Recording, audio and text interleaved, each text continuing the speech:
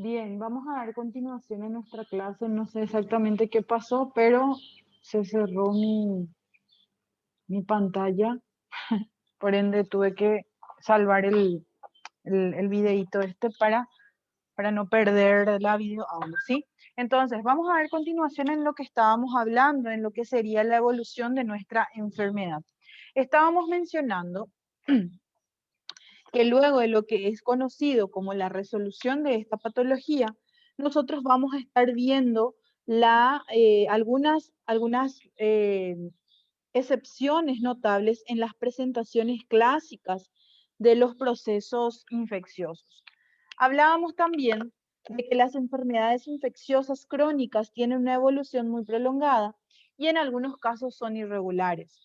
El hospedero puede experimentar síntomas de procesos infecciosos de una manera continua o esporádica durante meses o incluso años sin que exista una fase de convalescencia. Entonces, en ese momento es que nosotros mencionamos a la enfermedad subclínica o a la enfermedad subaguda. Esta va a evolucionar desde la infección hasta la resolución sin presencia de síntomas clínicos aparentes. Es otra terminología que tenemos que ir entonces manejando. Así también, una enfermedad se conoce como enfermedad insidiosa si la fase prodrómica es prolongada, ¿sí? Enfermedad entonces insidiosa si la fase prodrómica es prolongada y una enfermedad es fulminante cuando se distingue por el inicio abrupto de sus síntomas con un pródromo escaso o casi nulo. Las infecciones pueden ser mortales y son variantes de una evolución patológica típica. Dicho esto, entonces, y entendiendo aquellos umbrales clínicos y críticos, vamos a pasar a lo que sería la localización de la infección o al sitio de la infección. El sitio de una enfermedad infecciosa está determinado, en definitiva, por el tipo de patógeno, por la puerta de la entrada y por la competencia del sistema de defensa inmunitaria de nuestro huésped. Así entonces pasamos a... Aquí me quiero detener un poquito para poder hablar de lo que serían los sitios de enfermedad infecciosa y en ellos me gustaría mencionar a un término que es conocido muy frecuentemente. ¿Por qué? Porque nosotros debemos, en estas clases primeras, me gustaría mucho dar hincapié a lo que sería la parte de terminología para poder ir avanzando más adelante con las patologías mismas en sí. Entonces, cuando hablamos de una inflamación de un sitio anatómico, nosotros podemos hablar de un sufijo que se agrega al nombre del tejido afecto y ese sufijo es el conocido como itis, ¿sí? Itis. Por decir, si ataca a los bronquios, nosotros estamos frente a una bronquitis. Así también tenemos otros términos de inflamación que pueden ser de origen infeccioso como también pueden ser de origen no infeccioso. Cuando agregamos a un sufijo que es emia, esto se va a utilizar para designar la presencia de alguna sustancia en lo que consideramos sangre. Entonces, itis para inflamación, emia para sangre. Por decirlo, si hay presencia de bacterias en sangre, yo tengo una bacteriemia. Si tengo virus en sangre, una viremia. Si hay hongos, fungemia. ¿Sí? Y esto lo que va a lograr entonces es describir la presencia de ese agente infeccioso en el torrente sanguíneo. Hay otro término llamado de septicemia y esto hace referencia a la presencia de toxinas microbianas en nuestra sangre. Entonces, itis, inflamación, emia, algún microorganismo en sangre, un término específico, la septicemia, y esto nos hace pensar en toxinas microbianas en la sangre.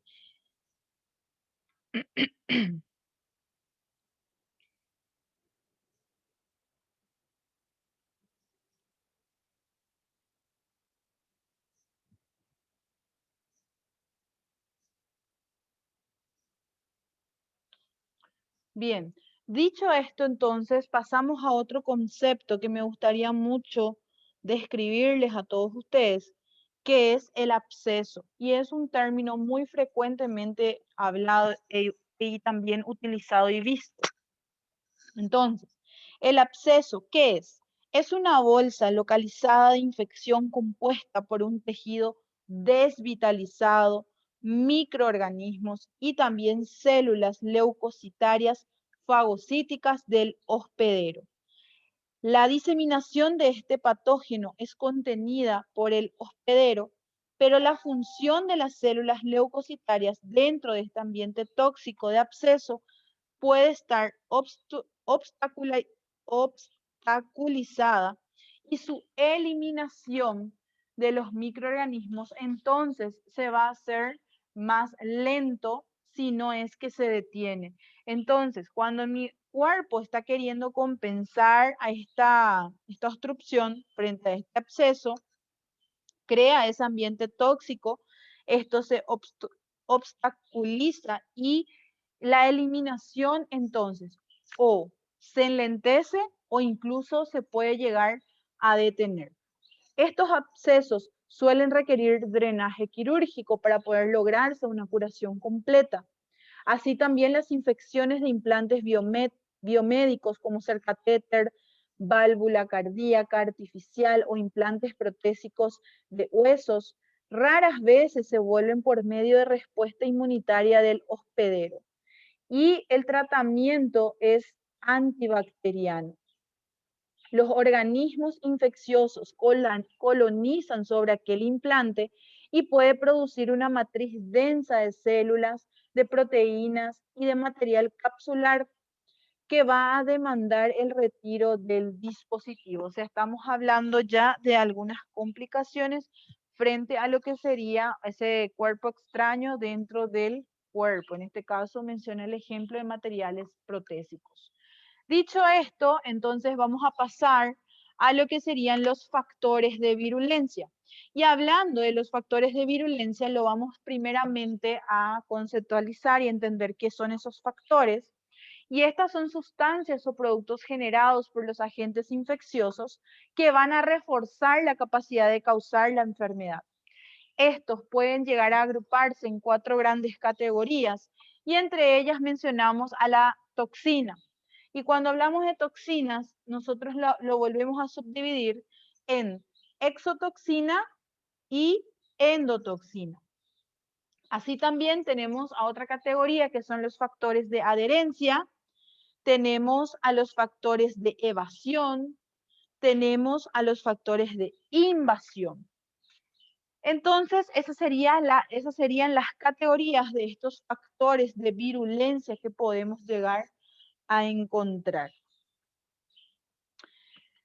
Y en resumen, entonces podemos decir que estos términos son necesarios que nosotros comprendamos para poder entender aquellos mecanismos de infección.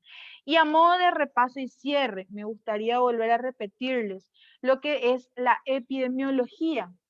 La epidemiología va a ser el estudio de sus factores, de los acontecimientos e incluso de las circunstancias que van a influir sobre la transmisión de esa enfermedad, recordando, recordando entonces que nosotros vamos a tener a esa incidencia. ¿Qué era la incidencia? Eran los números de casos nuevos de una enfermedad infecciosa que se iba a presentar en una población definida. Así también teníamos en cuenta la prevalencia que va a designar el número de casos activos. Entonces, volvemos a lo que, volvemos a mencionar lo que nosotros ya habíamos dicho al inicio de nuestra clase con la función específica o el objetivo específico que tienen justamente estos epidemiólogos. A modo de explicar esto que corresponde a los factores de virulencia, en cuanto a sus toxinas, vamos a pasar a mencionar qué es lo que estas toxinas hacen. Estas toxinas son sustancias que van a empezar a alterar o van a destruir a la función normal del huésped y de sus células. Es un rasgo adquirido sobre todo por los patógenos bacterianos. Y quiero volver a recordarles lo que sería entonces su clasificación. En ellas podemos ver a las endotoxinas como también a las exotoxinas, muy frecuentemente hablados. Así también teníamos a los factores de adherencia, y estos factores de adherencia lo que hacen es requerir la interacción positiva entre la superficie de la célula del huésped como también del agente infeccioso. Ninguna interacción entre microorganismos y seres humanos pueden progresar a infección o enfermedad si este patógeno es incapaz de adherirse y de colonizar. Entonces, palabras claves: adhesión y colonización para poder progresar a una infección. Y los factores de evasión son los factores producidos por los microorganismos que van a reforzar a la virulencia mediante la evasión de varios componentes del sistema inmunitario del huésped. Tenemos también a los factores de invasión, y estos son productos elaborados por agentes infecciosos que van a facilitar la penetración de las barreras anatómicas y también de los tejidos del huésped. Dicho todo esto, cerramos con los puntos importantes del mecanismo de infección. Primeramente, el portal de entrada, la fuente, la sintomatología, la evolución de la enfermedad, el sitio de la infección y el factor de virulencia. Todo ello yo estoy necesitando para luego llegar a lo que es conocido como el diagnóstico. Y el diagnóstico que en realidad va a consistir en recuperar a un patógeno probable o evidenciar la presencia de ese patógeno a partir de aquellos sitios infectados de hospedero enfermo, y la documentación precisa de signos y síntomas clínicos que van a ser compatibles con ese proceso infeccioso. Así entonces, a través de un laboratorio, el diagnóstico de un agente infeccioso se va a poder establecer mediante 3 técnicas muy frecuentemente utilizadas. La primera, que sería el cultivo, y este cultivo va a designar la propagación de un microorganismo fuera del cuerpo, por lo general en un medio de crecimiento artificial como ser las placas de agar o el de caldo. También vamos a usar a la serología, y la serología es un medio indirecto para poder identificar agentes infecciosos mediante la cuantificación de los anticuerpos en el hospedero enfermo, ¿sí? Así también vamos a poder vamos a poder establecer el diagnóstico tentativo si nosotros encontramos la concentración de anticuerpos. Y la concentración de anticuerpos tiene otra terminología que es conocida como los títulos de anticuerpos. Contra al patógeno específico, este se va a empezar a elevar durante la fase aguda de la enfermedad y va a caer cuando la enfermedad se encuentre en su periodo de convalescencia. Entonces, a tener en cuenta estos términos: título de anticuerpos, que es serología, y entre otros. Así también me gustaría mucho recalcar la identificación serológica de los agentes infecciosos. No suele ser muy específico en cultivo, por eso es que pasamos incluso a hacer la parte que es serológica, pero puede incluso resultar adyuvante y también útil, en particular para diagnósticos de enfermedades por patógenos, por ejemplo, en virus de hepatitis B, que no pueden llegar a cultivarse, entonces se hace directamente la serología. ¿Y cómo nosotros podemos hacer la medición de esos títulos de anticuerpos? Esto lo podemos llegar a hacer según los tipos específicos de anticuerpos que son conocidos como IgM e IgG. Estos sintetizan en el hospedero durante las fases distintas del proceso infeccioso, ¿sí? Entonces, vayan tomando notitas de estos datos, suelen ser muy frecuentemente preguntados, incluso puede ser de cuestionario. Por ejemplo, los anticuerpos que son IgM específicos suelen producirse y caer durante la fase aguda de una enfermedad, en tanto que la síntesis de los anticuerpos de IgG se van a incrementar durante la fase aguda y permanecer elevada hasta la resolución e incluso después de la resolución. Entonces, vuelvo a repetir, los anticuerpos IgM específicos suelen producirse y caer en la fase aguda. En tanto, la IgG puede aumentar en la fase aguda, permanecer elevada hasta la resolución e incluso después de la resolución puede puede seguir elevada. Bien,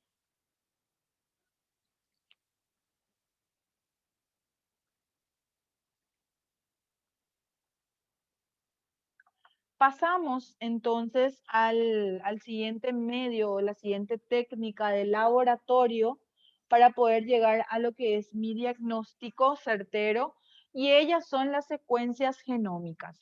Esa secuencia genómica puede darse a través de lo que serían la secuenciación de ADN como también del ARN. Y estos son métodos utilizados para identificar agentes infecciosos mediante la detección de secuencias del ADN y ARN únicas para un solo agente. Y esto ha tenido un desarrollo rápido reciente y una utilización creciente. Por ende, se implementan estas técnicas para lograr metas y cada una de las cuales tiene grados distintos de sensibilidad en relación con el número de microorganismos que deben de estar presentes, que es un espécimen para ser detectado.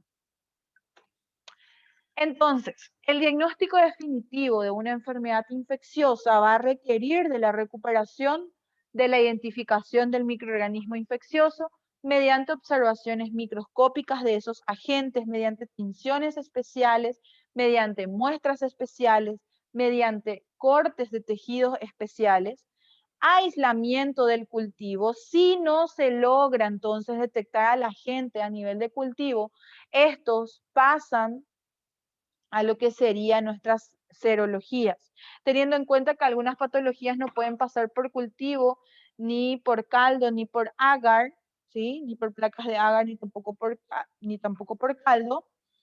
Y así también tenemos la identificación de estos agentes. La demostración de respuesta inmunitaria mediada por anticuerpos o células contra un agente infeccioso o la identificación del ADN o ARN de los agentes infecciosos. Dicho esto, entonces, estos serían las técnicas auxiliares para llegar al agente causal y también incluso al diagnóstico. Y entonces es todo lo que tengo para pasarles sobre lo que corresponden a los mecanismos de la infección.